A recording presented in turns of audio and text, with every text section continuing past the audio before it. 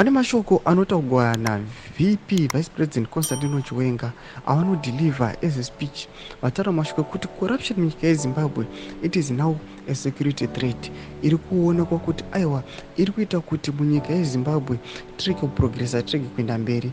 Mashoko aya ashoka the ruling party and the regime negovernment, nekuti vanhu vanonyatsokuziva kuti aiwa mugovernment nhau dzecorruption dziri kuitika zvavakuona kuti aiwa kana zvakufumugwa aiwa nevakomana vari kumusoro uko vanyatsokuona kuti chachaya. Asana pina mashoko amuda nyogwa panapa anodipa subscribe like turn on the bell icon tivina paenda vamajara jaros anoposta his speech yamuri kuona iyo ya VP Constantino Chiwenga onera achiti VP Chiwenga, who faces a possible ouster from the ZANU-PF Women's League, may be the first ever high-profile ZANU-PF and member of the Presidium to accept that corruption is now a security threat in our country.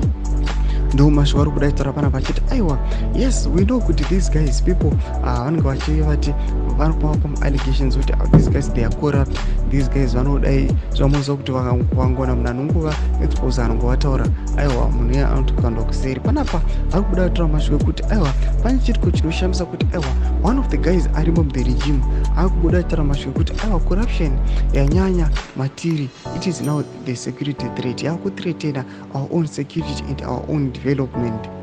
Also in his speech, VP Chiwenga anaendelea mbele achiti as leaders our responsibility is to create an environment where adherence to effective corporate governance principles is not just encouraged but expected. Mashoko atiri kuona kuti aiwa VP varamba corruption, varamba kuti vanhu vaite bribery kana chioko mhomho zvavari kuona kuti aiwa zviri kuhinda our own success. Hapana kwatiri kuenda, our currency is failing nekuda kwezvinhu izvozvizvi. Vanoona kuti aiwa kunyange nekubiwa kunokuitwa mari zvamuona zvakaitika kuBulawayo uko kana corruption iri ngoripo mari iyoyo haimborikaviwi. Ndoridza mafungiro enyu muri kudii pamusoro pechitiko ichi. Kuna comment section medu, so subscribe or like, turn on the bell icon.